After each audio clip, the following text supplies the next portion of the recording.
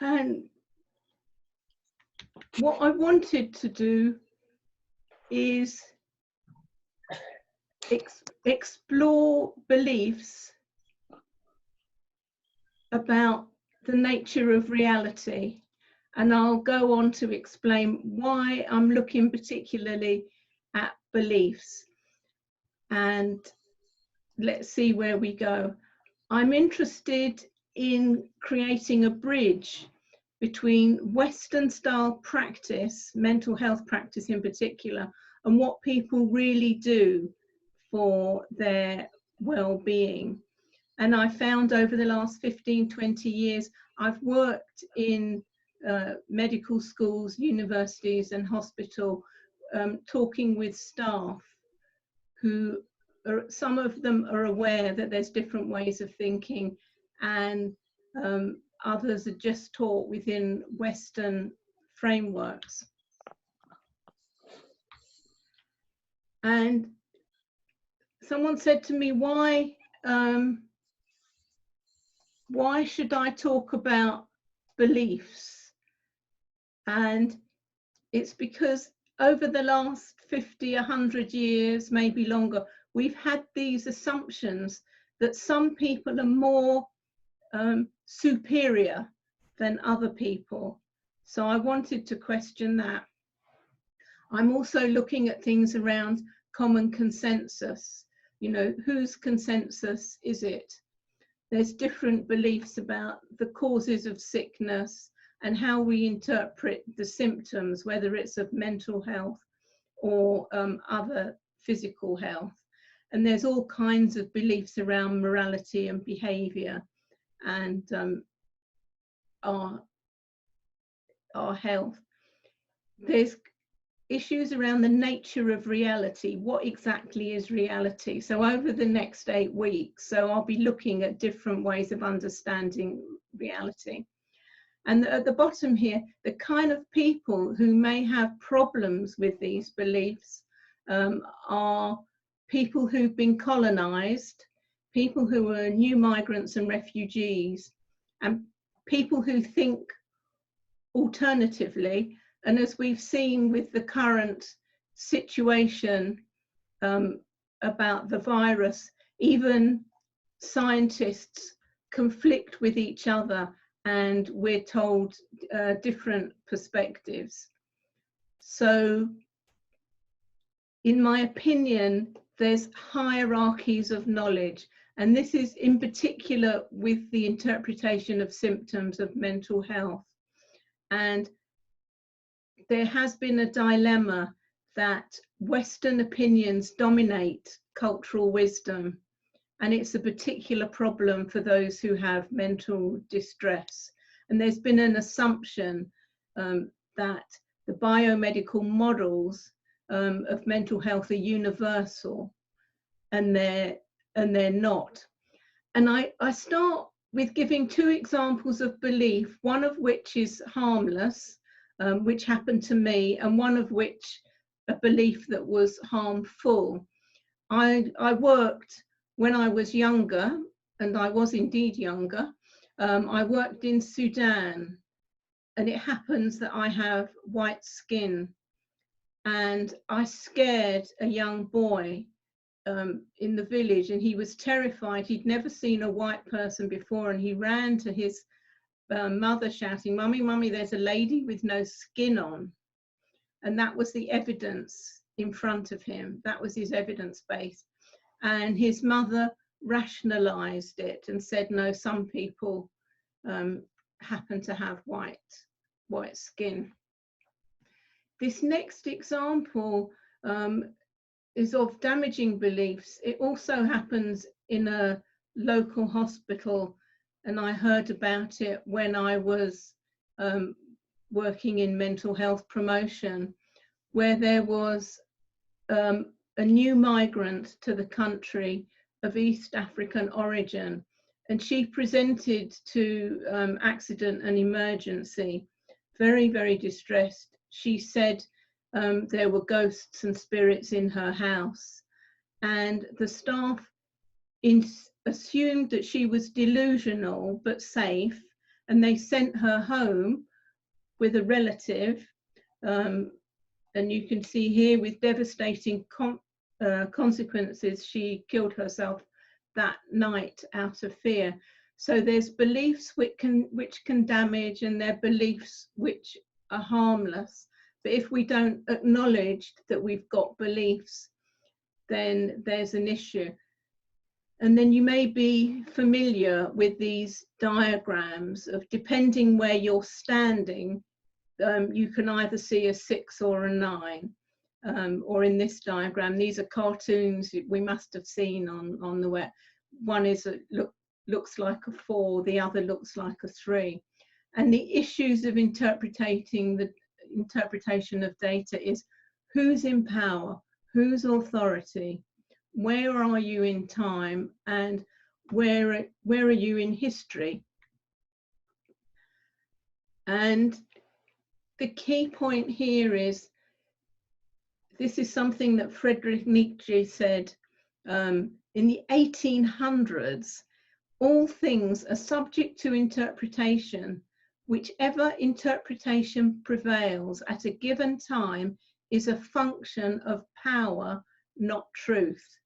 And we should have that on every television program and every newspaper at the moment. It's the interpretation of power, not truth. And it depends who's got the knowledge and who's got the authority. And common consensus, I'm very interested in. It changes over time what people believe. And I've got this little box at the top here. Beliefs change over time.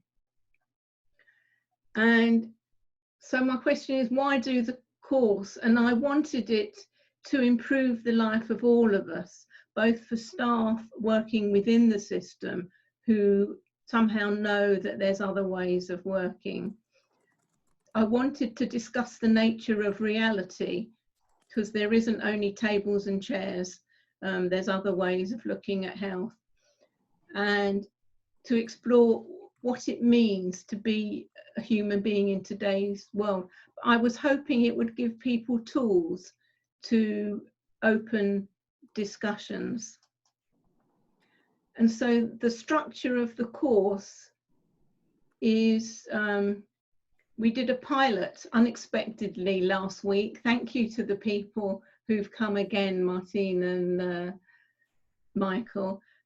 So the first week I'm doing again is on looking at cultural intelligence and what does spirituality mean. Then next week I'm looking at women and honor, different ways of understanding women, and conception and divinity, and how babies are made, you know, the 100 different ways of what causes a birth to happen. Then on the 28th of May, I'm looking at a body, what is a normal body, what counts as normal.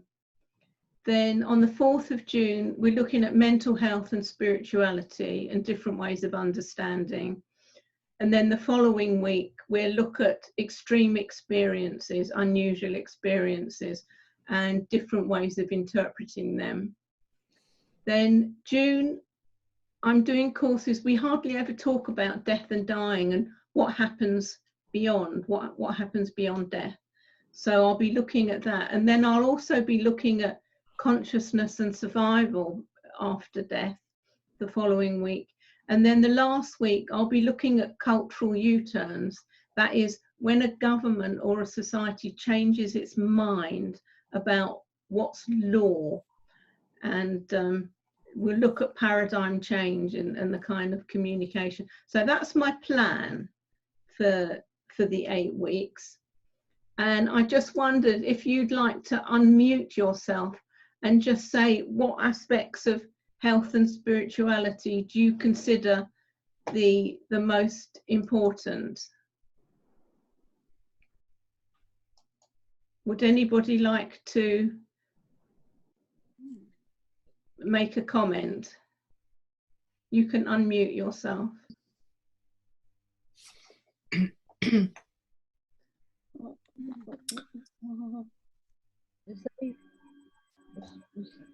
was someone just about to say something? Sorry. Are you speaking there, me? Yeah. Do you want to make a comment? Yeah, you asked what aspects of health and spirituality we thought were most important. Yeah. You wanted an opinion, our opinion. Yeah. My feelings is the most important thing about it is to bring you into a state of wholeness and integration. That's basically what I think the most important thing of health and spirituality mean to me. A state of wholeness, really. Okay, a state of wholeness. Thank you. Would anybody else like to make a comment about what aspect of health and spirituality? Sophie? Well, I was just thinking that kind of all aspects. I just found, you know, your whole introduction really fascinating. I can't wait to hear more about it. But I think it can be so multi-layered and multifaceted. Yeah, we'll go on to look at that. Okay, shall I carry on?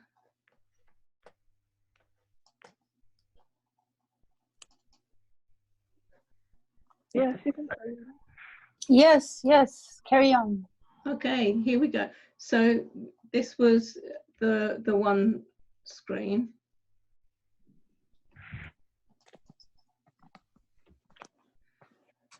And so the reason I'm doing this is because there's so many different ways of understanding health, body and mind. And there's all kinds of cultural knowledge that we've kind of denied. And so I wanted to look at different cultures. And my feeling was when there's coherence of understanding behind a health, with a healthcare practitioner and a person, it can improve healing when people feel understood. So I'm an anthropologist, so I do look particularly at cultural beliefs. And the research evidence suggests that cultural differences do influence health outcomes. So ethnicity, nationality, race, religion, generational differences, all these things influence health. And we'll look at that as we go along over the 8 weeks. We'll look at those things. And there is evidence that certain communities have a negative experience of healthcare. And we've got the Equality and the Human Rights Commission. So I wanted to start looking at cultural diversity and putting in a complaint that what we understand about cultural diversity is just the top of the iceberg here. We know about hairstyles and food and festivals and language, but we don't know about history and trauma and existential philosophy and gender inequalities. There's a lot under the iceberg that we don't understand. And so there's deeper things. And of course, what happens is problems occur if organizations only focus on religion, like prayers, rituals and festivals, and don't engage with people's beliefs themselves when they look at equality law. And I've worked in places where they put a calendar, a diversity calendar on the wall. So you know when Easter is and Passover and Diwali and Ramadan, but you don't know anything else about the people. So a diversity calendar is not enough. And I just include this map because I like maps. I'm in London, I'm in northwest London, and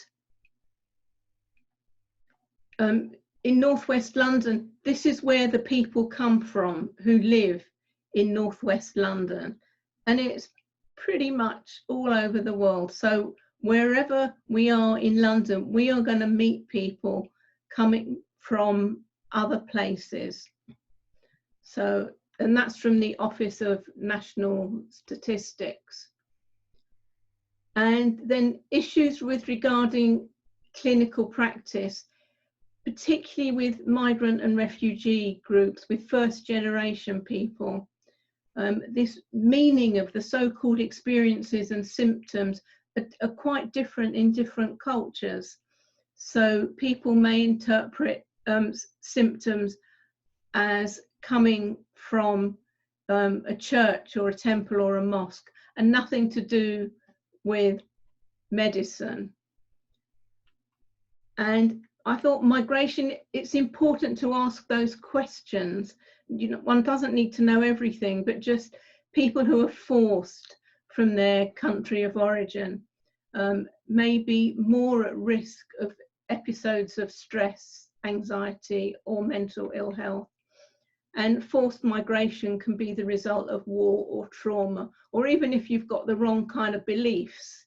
I don't know if you've noticed that on Facebook and social media. If you've got the wrong kind of beliefs, you might find that points that you make are censored or deleted. I've been censored too. And it's also this living away from support of extended family and friends increases social isolation. And this is what we're experiencing at the moment, this social isolation. I just put one slide in looking at the definitions of health. The World Health Organization says it's a state of complete physical, mental and social well-being.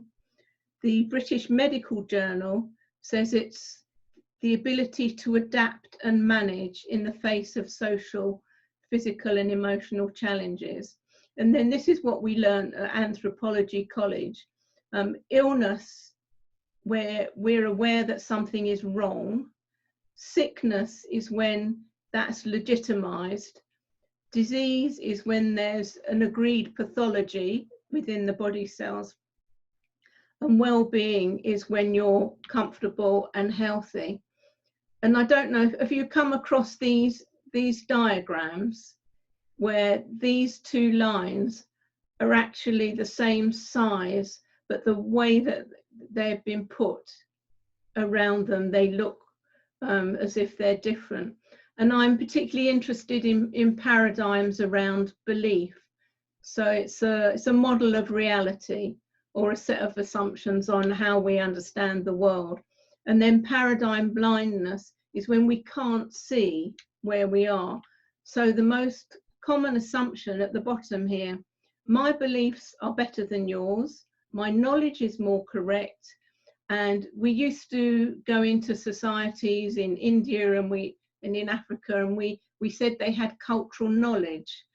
And we assumed that their cultural knowledge was really beliefs, because the only thing that we had was objective beliefs. And I've got more pictures on models of reality. I've got examples of a flat earth. I think, except for Scotland, I know if you look out the window, the earth is flat outside, so we know that's evidence-based. One belief is that the earth is round and the earth is the center of the universe. The sun sets and the moon rises. And then we've got one that the earth is round and rotates. And there are examples of being human, that you only live once, or you're born, you live a bit, you die, you reincarnate. And there's another one on ancestral spirits and ghosts. So there's different models of reality, and they influence how we understand health. So question is spirituality a belief, a practice, an experience? What's its relevance for healthcare? And particularly I'm interested in looking at religious and spiritual beliefs of mental health for new migrant and refugees. So spirituality, it can be how we are in the world. It can be about reality, or it can be different experiences of consciousness. There's a, sorry, this is my phone going.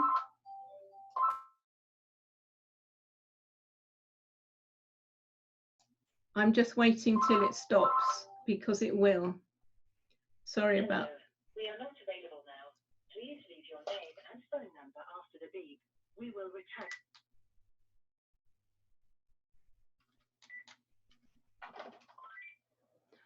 my apologies. Technology and my not being able to control it so well. So we'll look at each of these different aspects. Then when is spirituality invoked?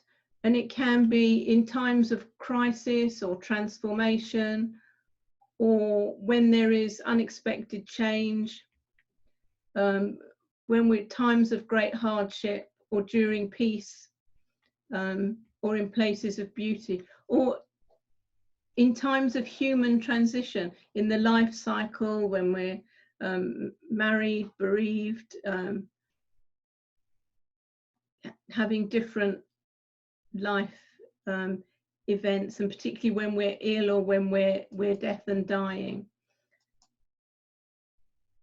So I'm interested in looking at beliefs. What is a person? What is a self? What's a human identity? And we'll look at the body and its faculties and the nature of human existence. I'll look at consciousness after death and how beliefs around that influence beliefs around mental health. We'll look at non-physical entities and life before death and non-local mind. And there are many different cultural frameworks, and we live in societies where common consensus of the majority becomes true, but common consensus changes. And I'm interested in those changes in society. I read about Viktor Frankl. He's a psychiatrist that was Jewish and was a prisoner in a Nazi concentration camp. And he realized it was the will to find meaning in life and hope, because he wanted to know, why do some people live and some people die in the concentration camps? And what he said, if we're unable to change our circumstances in times of unavoidable suffering, we can choose to change our attitude. And so spirituality can be many different ways of being in the world. This search for meaning and purpose, the behavior, whether we're good or bad or towards each other or the environment, whether we pray or are devoted or conduct rituals or do meditation. So it's meaning, behavior, practices, the kind of values that we have, and whether we connect with other human beings and the natural world. And all of these are coming into question right now with the virus and the way we're looking at it. I've just got one slide looking at suffering, and they say that if you've got a spiritual attitude, it helps as a buffer against suffering, whereas pain is an unpleasant sensory experience, whereas suffering is a perceived threat to the integrity of the self. And it's according to Viktor Frankl, when the power of the human spirit is activated regarding challenging life situations, it can create healing change. And this, the last of the human freedoms, I'm repeating it, is to choose one's attitude in any given set of circumstances. I've got a couple of slides on prayer, because people have noted that if they do prayer on behalf of other people, it can help with heart patients.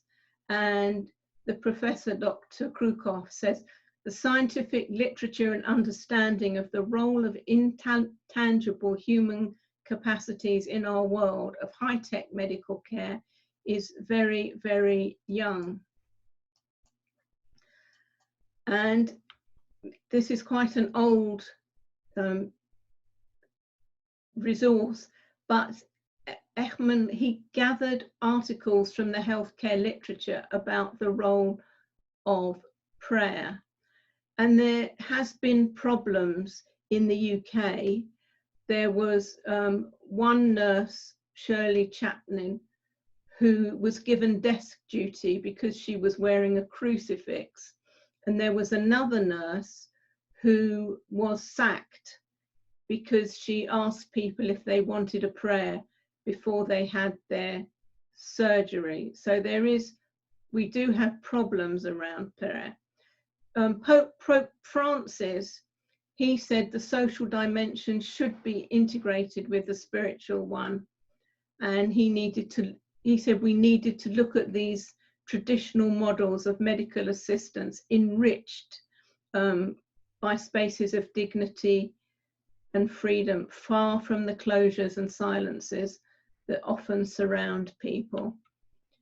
And last couple of slides, there's one comment by the weight of published evidence overwhelmingly confirms that our spiritual life influences our health.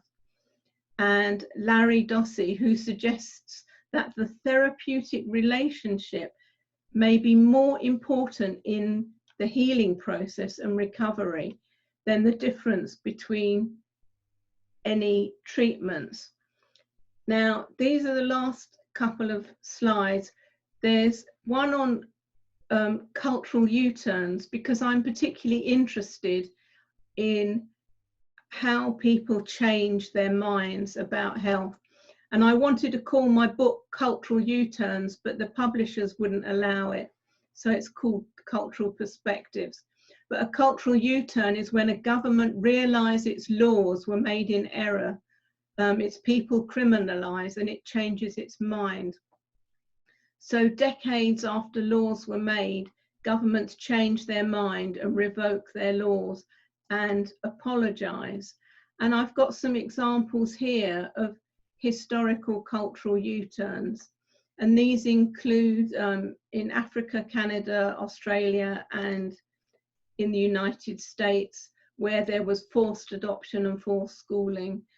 There was a cultural U-turn because unmarried parents, the assumption was that the parents were mentally deviant and the babies were mentally deficient. And I have a girlfriend from Ireland who was kept in a psychiatric hospital as a baby because her parents weren't married, and she got out when she was 18 and went to university. And also we assumed that homosexuality was criminal.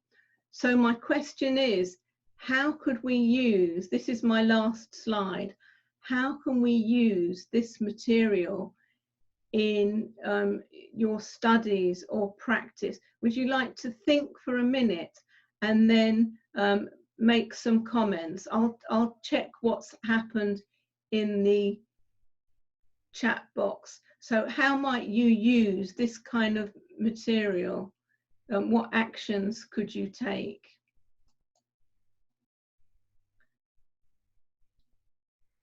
So would anybody like to unmute themselves and make a comment on where do we go from here?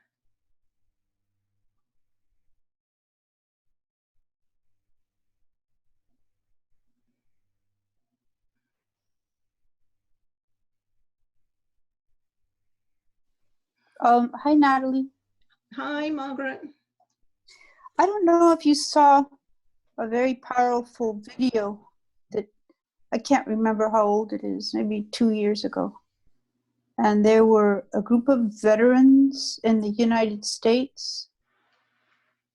They went to see a Native American elder, and they knelt in front of him, and they asked his forgiveness for stealing their children, their language, their everything. And the elder put his hand on this gentleman, and it gave his forgiveness. I watched it many times. I don't know if you've seen that. I know that in Canada there was the Commission for Truth, and they did a report on those kind of practices in Canada, and they made recommendations. I don't think the same kind of report has been done in the USA about the practices, but I haven't heard of that one. Would you send me a link to it? I'd be great. I'll find it. I'll find it. Another thing that came up for me was that I once attended an extraordinary exhibition on a concept, a Native American concept, Navajo, called Ozo, H-O-Z-H-O. It's one word that means beauty and healing. And it was actually in France, but it was a huge exhibition of how the Navajo would heal. They heal people, they sit them inside mandalas, certain colors. And then years later, 15 years later, I found out that in New Mexico and other places in the US, they have what's the so-called the allopathic, what we've come to know as normal hospital, but they've had they have available all the Native American traditions of healing through their music or these rituals. And so it's a beginning, but they do have, so that's kind of a U-turn. They're both kind of U-turns. The video is very personal. It's so powerful. I'll send you that one. And the other concept is just, at first it just seemed something in the future, but that now they're using, well, they were before the pandemic thing, but they're doing a meeting of cultural perceptions in the health care paradigm. Yeah, anyway. I've heard in California there's places where clinics allow traditional healers to act. Thank you, Margaret. Mandy, would you like to unmute yourself and say what you've been saying in the chat about the Truth and Reconciliation report? I can't say that I'm an expert on it. I am an instructor a professor at one of the colleges here in Ontario, Sheridan College, and I guess I actually had I don't even know how to describe the privilege of watching the video of how the Truth and Reconciliation report came about and all the people that they interviewed, and it was so touching to see everyone in that room touched by elders, both men and women, still crying about their experiences. So the only thing I can say about it, because I'm doing a lot of, I'm always interested in the indigenous ways of healing, and that's something that appeals to me very much, and I believe, so that's combining that way for health and wellness. I can tell you from the commissions from that report, there was a lot of work done. There's been apologies, but it's still not enough. There hasn't been enough work done on it. So it has started, the conversation has started, some apologies have taken place, certainly with our current government, which is more of the liberal, thank goodness. And but there's still a lot more work. There still has to be that breaking through the inherent biases by populations at large, because it was just so wrong the way it was done. And yes, I think we're ahead of the curve. I think we've done a lot, but there's a lot more to be done, and it has to come from a very real place of understanding. And as a society, there's a lot of people that feel like I do and that understand this, but there's still the other half that look at our indigenous populations as less than, and that's something that has to change. That still hasn't taken place. And so while I feel very good that we've done something about it, but let's be realistic as well. So that's certainly an area that I'm very, I've gone through my own healing for mental health, And one of the ways that I healed was definitely through the indigenous ways. So I'm certainly, that's why I was hesitant at the beginning. I wasn't sure. I'm always interested in, so now I can speak to the spirituality piece. So when I say, for me, spirituality is not religion, because that's just doesn't, to me, it's not the same. Thank you, Mandy, because I've seen the book. It's huge, but as with all reports, these things need to be put into practice at the front line. And it's the same in Canada as I think in America. Can I just go to, thank you, Mandy and Margaret. Gaynor, would you like to make a comment? Would you like to unmute your microphone? Hi there, it's Gaynor. I'm just from what you've said there, Natalie, in terms of sort of what is spirituality. I work in mental health. I've worked in recovery colleges, and it's quite refreshing to sort of see that we've actually been doing things right. You talked about sort of meaning and purpose and behaviour and interconnection, and we in sort of the recovery college that I used to work in, used to do all of those things. We used something called a chime model, and it was connecting with others. It was about hope. It was about identity and meaning and purpose and empowering somebody to make their own choices. There's a big shift in the UK to sort of not look at the biomedical sort of model, and it's sort of looking at what is actually happening to that person, not what is wrong with you. And I just wanted to sort of share that sort of element to it. And sort of in the recovery sort of college that I used to work in, we tried to look at alternative support. It wasn't just about healing and spirituality, mindfulness, relaxation, those sort of things. So I just wanted to share that. Thank you. Oh, I'm sorry. thank you. I have just a short question.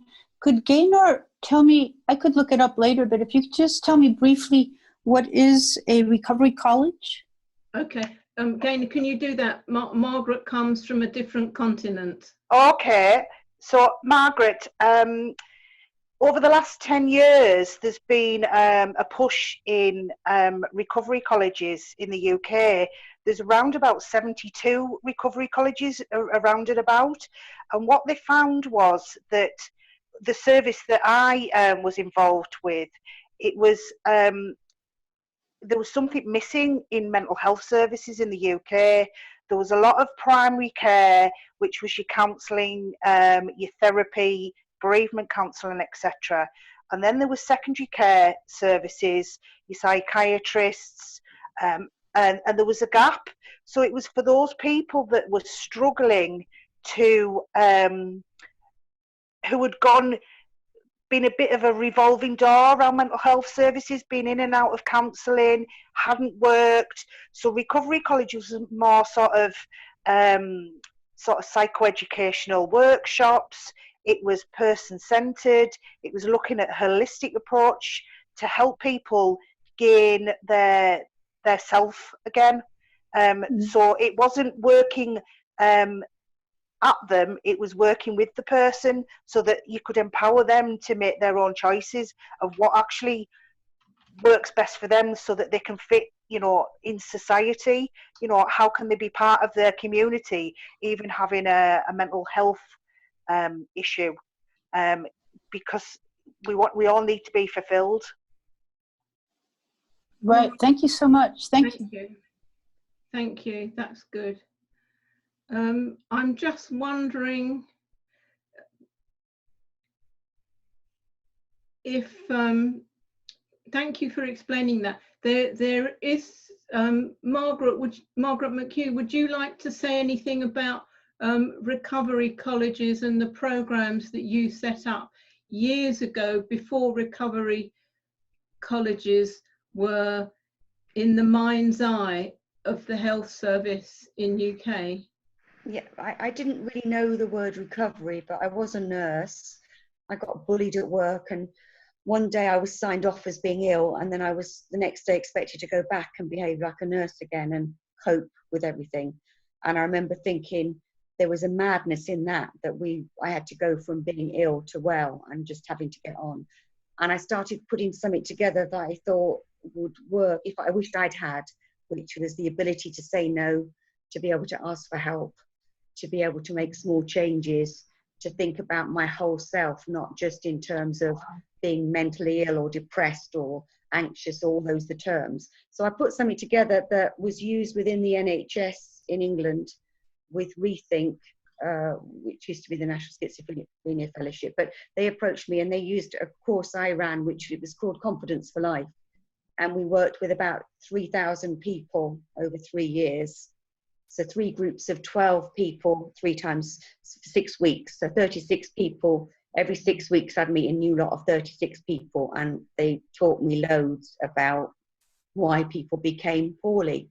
And now I'm working in Ireland at the moment, and recently somebody I'm working with on a one-to-one, she had a problem. She had to borrow some money because she got in a real mess, and she got very distressed. And the next thing, the psychiatrist was called, and they doubled her medication. And I thought, even now, with all that we know, the response to someone being distressed is to double their medication, not look at what's going on for that person, which is actually they're in real dire straits and they need somebody to help them with some very practical things. So for me, the course I put together years ago, Confidence for Life, was kind of before recovery colleges. But I could see that if people aren't treated as whole individuals, I can give you so many examples of where I've worked with people and found out things that, for example, one woman who was from a totally different country, none of my experience of life, and she taught me that in her culture, that when she goes to a funeral on the way home, she walks backwards into the house and claps and shouts so that the spirits won't come into the house with her. And because I'd learned that, and I knew that, at some point later on, I met another woman. I got a call from the police, and I wasn't a social worker or anything, but this particular woman, a totally different woman, wanted to speak to me because she'd known me from the course.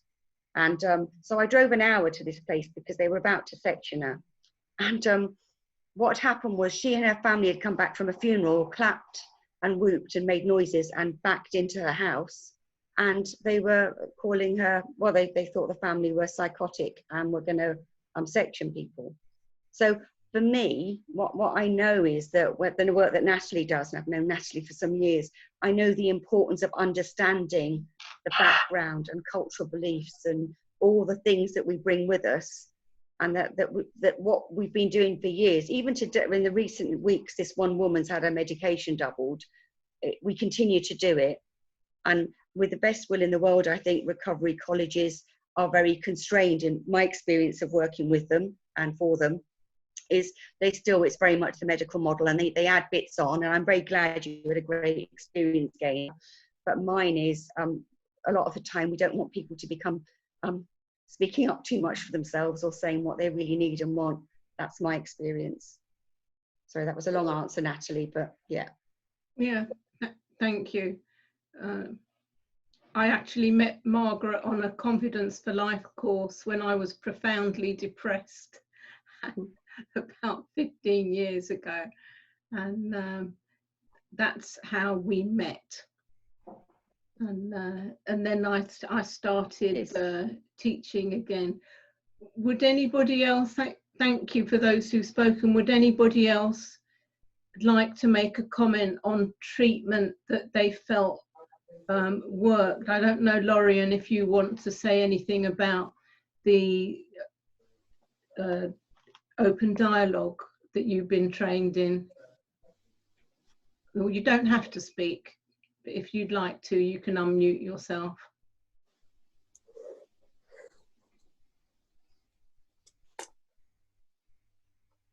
I just have a quick question, Natalie.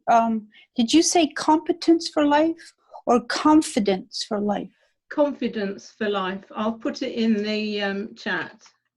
I thought you said competence, which actually, okay, so it's confidence. I got it. Thank you. Thank you. Yeah. Does anybody want to talk about open dialogue?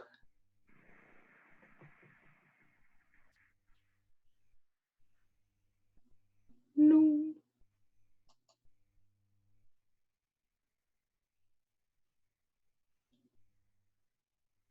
Mhm. I have some experience of open dialogue. Thank you, Diane. Yeah, but it's not been a good experience, but not because I don't believe in open dialogue. It's just I don't believe that the way it was practiced was anything like it was intended to be. In Nottingham, they're no longer practicing it at all, but they did have. They were supposed to be doing peer-supported open dialogue, and that never came to be either. And my daughter was given open dialogue, and on the one or two occasions she had it. The first occasion, I was there, and 4 therapists.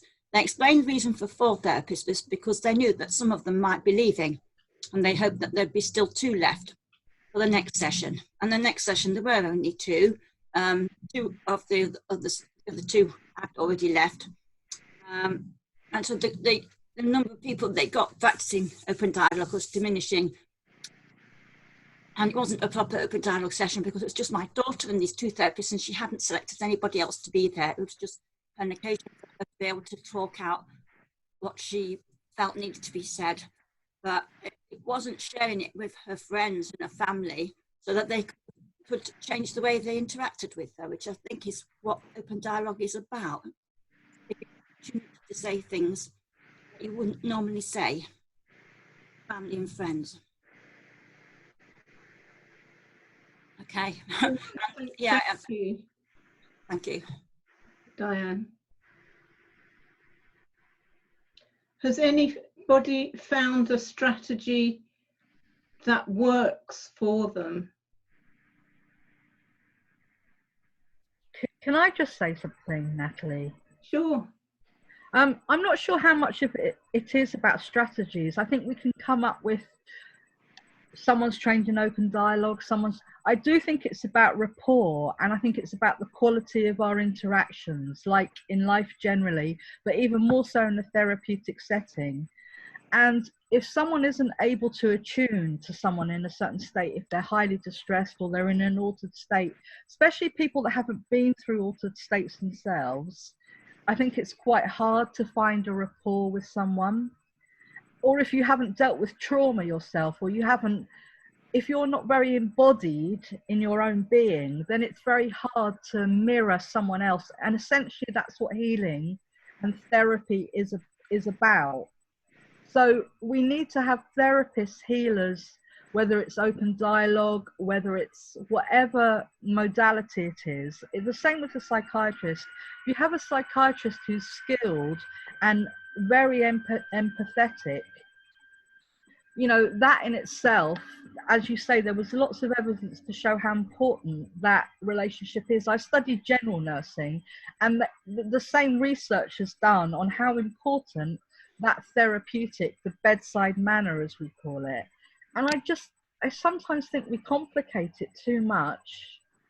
And, you know, the healer, the saying, healer, heal thyself, is a very, very powerful saying. And I think we need to take note of that. In order to be a healer, we have to heal ourselves. And I think there's too many people maybe working in mental health who aren't aware enough and aren't coherent enough. And you need to be coherent. When you're around someone who's very distressed or in a fragmented state, they want coherence. And you have to try and offer them that coherence so they're not going to react. You know, that's how I felt when I was in spiritual emergency. I've dealt with 35 years of a brother going through very, very severe states. And I've kind of learned it that way. I'm not formally trained. I will formally train because I realise now how much it's needed. But I know that's who I was looking for on a psych ward. I was looking for the health assistant, usually. It wasn't usually a nurse who had that kind of empathy, that I felt I could trust them. They weren't going to, you know, they didn't necessarily have the power of getting a needle and sticking it in my butt. That's quite a nice, you know, someone who actually sincerely wants to create dialogue, and not someone who's split off from their own things that they don't want to look at, because those people stand out a mile when you're in an altered state. You can spot them a mile away. And this is what the psychiatrist in India said to me, because he knew about, he was familiar, he had visions himself, so he knew that there was a continuum between an altered state and extreme clairvoyance. And there's something about a hyper state of clairvoyance that people have when they're so-called psychotic, that they can see through anything that's going on. And there's a couple of people who'd like to respond to you, Naomi. Can I ask Gaynor, would you like to say something? It was just totally agree, Naomi, what you were saying. I think it's so important to have that therapeutic relationship with somebody. We've tried with the restraints of contracts, etc., and actually the service that I was running is being decommissioned. Surprise, surprise. We tried to encourage as many of those that had been in the recovery college to become bank workers and to become paid members of staff, to share their experiences with our learners, and the outcomes are so much better from those that are non-professionals. It's unbelievable. I agree. Yeah. I think too much professionalization. People that think, you know, you can read a book, you can write essay. I'm not saying that all academia is BS. I'm not saying that. But the emotional intelligence has to be there. And if you haven't got emotional intelligence and it's all intellectual, when you're in an altered state, you can smell it. I mean, even if I'm not in an altered state, to be honest, I always smelt it. You know, I've been in academia, I've seen it, I know what it has to offer. This is part of the problem that we have in our culture. It's too much thinking and not enough feeling. We're not in our bodies enough. And this is exactly what I think is making us ill, actually. You know, this is... But we've now got to face it with the virus. Margaret, did you want to say anything to Naomi? I couldn't agree more. I think that when people are treated, if you treat people beautifully, respectfully, with compassion and decency, and you listen, people get well. I mean, the results where I was working, so many people went back into work. It was a job centre, the government who were paying for it. But we took the whole job angle out of it and made it all about just people feeling like they were treated beautifully. And the impact was massive. So much so that actually people they couldn't work out why it was working, but it was working simply because we did treat people in a really decent way and gave people, it was attention to detail, and it wasn't about nothing really medical about it. It was just treating people beautifully, like a human being. Yeah. Right, and actually, what a novel idea. Who thought of that? And what Gaynor said about her, isn't it? Humanity. Oh, who thought of that? I need a PhD or a professorship before we decide, oh, compassion works, really? Wow. How amazing is that?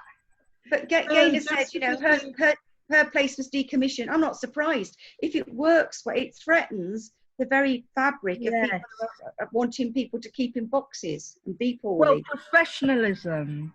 People, you know, obviously I've seen it in the NHS. I've seen it as a, you know, people they like to protect their professional boundaries, obviously.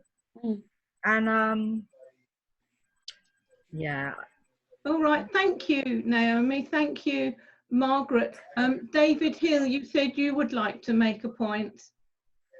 Would you like to unmute yourself? Can you hear me? Yeah, I can hear you. I'm sorry, I can't hear you. The point I'd like to make is, just going back to what's been said previously about people having been able to relate. I also worked at a recovery college, and I was a person who actually attended the recovery college because of my mental health. And that helped me a great deal because I felt I was understood, which was really good. And then I actually went on to be involved dealing with the people, and I actually started work for recovery college. And building rapport is one of the most important things you can do as far as I'm concerned. Build rapport, build trust. The person you're talking with, once the trust is built and they feel comfortable, will be able to explain their situation much better. And going through it myself, I found that I can relate a lot better to the people I'm talking to. So yes, empathy. So I think that's so important, just to build that trust, make the person feel as if someone's listening to them and that somebody understands what they've been going through and the situations they find themselves in. Thank you. Thank you, David, for making that point. There's also Jackie who's asked to make a point. Would you like to speak or just leave it in chat? And can you unmute yourself?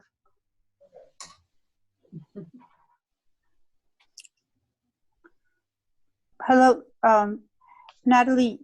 And when I first started out, I was doing an internship in art therapy, and I was not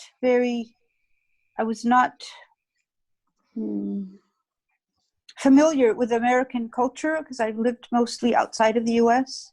It was a huge mental hospital, and it was a totally different culture. And I was quite young, and I went in there, and the people, the patients, they treat.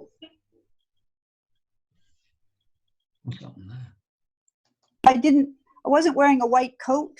I just like the last gentleman said, if you just treat someone as a person, it's just so powerful.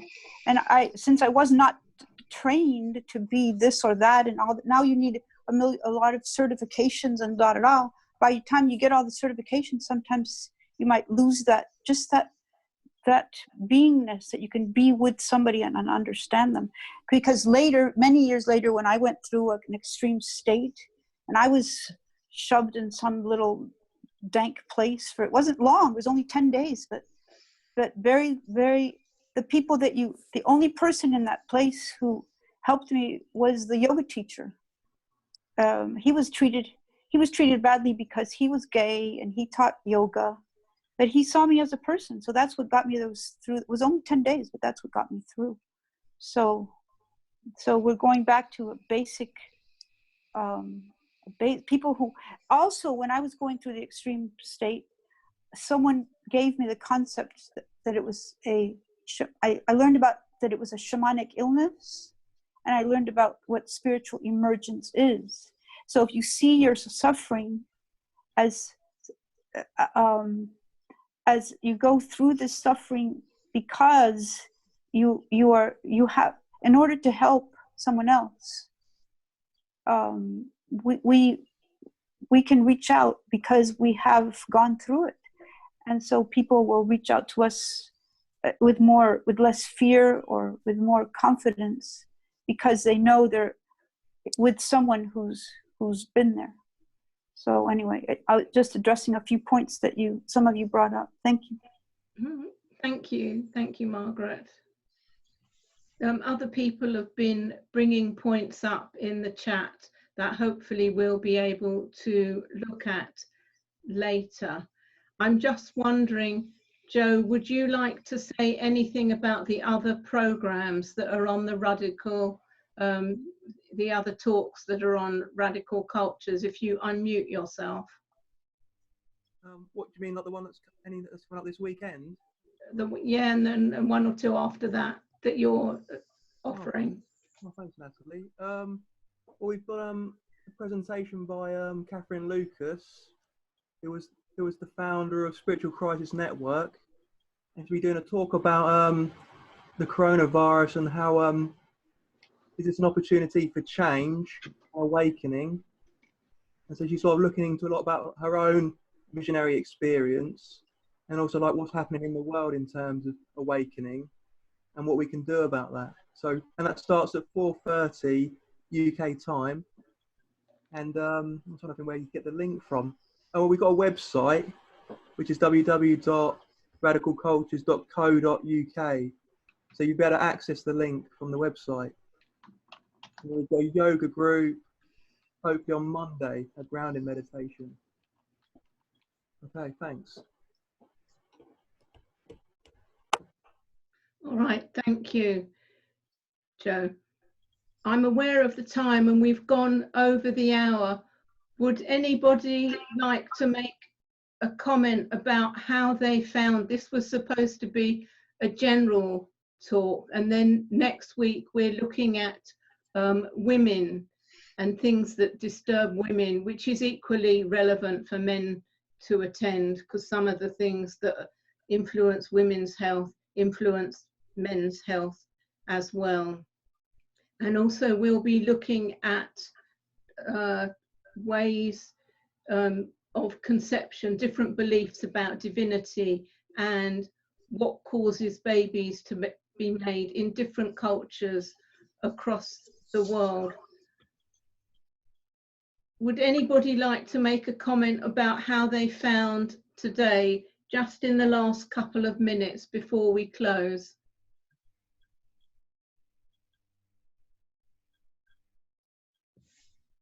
Joe? I thought it's brilliant hearing all the passion, and to have expression about what people want, and a lot about Recovery College and peer support and connection and relating. I think it's all brilliant. I agree with a lot of it, definitely.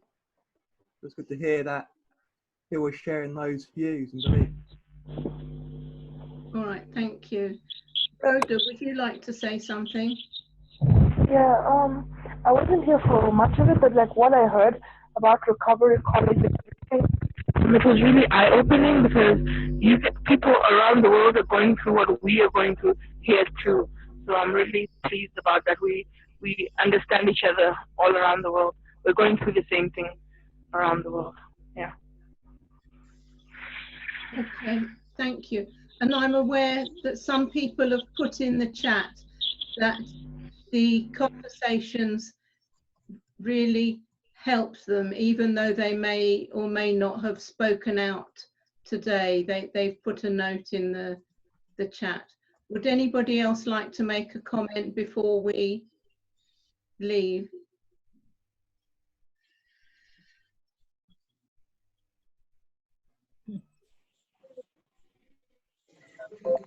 Yeah, I mean, there's such big subjects. You know, I'd love to hear more from people who have worked in the system, who have experienced about what they feel works, and for people to network more, because I really think that's where our strength is, to have these conversations. And they're hard to have, you know, just an hour, or, you know, we need to have these conversations, so we know that there's people who think similarly to us, that if we're in a hospital or an outpatient or wherever it is, that we know we're not alone with how we feel about this. We need to have that kindred spirit and community. To create that momentum, it has to happen, because, you know, I've seen this for a long time and a lot of things just aren't changing, and I do think we need to be a bit more persistent and brave, and we can do that with community. If you feel supported, it's much easier to do that. If you feel on your own, it's quite hard to do that. Yes, and hopefully we'll see change. That was my intention on teaching the courses, doing the books, so that people would have an opportunity to discuss things with their peers. Gaynor, did you want to say anything?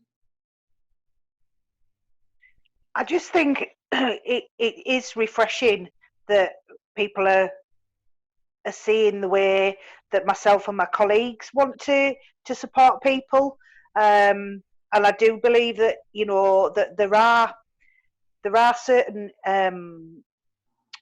things that are going on in the UK that I'm involved in, that sort of you get a different perspective on things. But I think if, you know, the group here, we're very similar in what we want to achieve. So yes, I do agree that, you know, additional conversation should take place. Yeah, no, thank you, and we'll do that. Metal Rabbit, you made a comment. You said, you know, people are talking about getting back to normal after the virus, and you're not hoping for that at all. So let's see what insights these experiences can have. I look forward to seeing you next week. Next week, Thursday, 5 o'clock GMT. And thank you very much for coming. Is there anything like anybody else would like to say?